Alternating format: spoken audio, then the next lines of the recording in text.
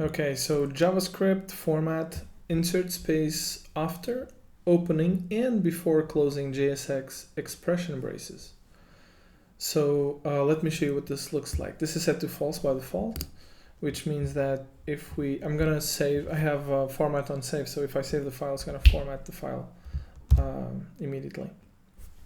So notice that this is set to false, and it pertains to these spaces right here. So to the spaces between the brackets and the JSX that's inside them.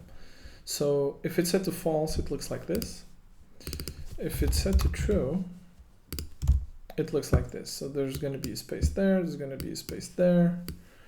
And again, the decision criteria should be what makes the code more readable? What makes it easier and therefore faster to read?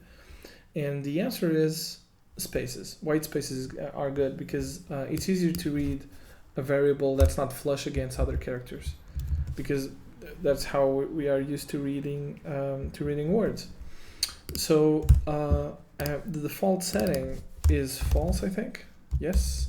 So I'm going to change this to true because it makes the code more readable, and therefore we can code faster.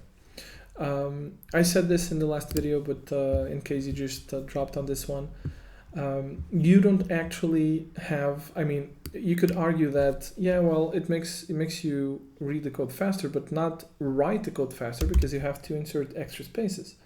Well, that's actually not true. If you insert brackets and some kind of variable, when you save the code, VS Code will automatically insert those spaces for you. So you don't actually need to write them, but when you save the file, they'll be there so that the code is more readable.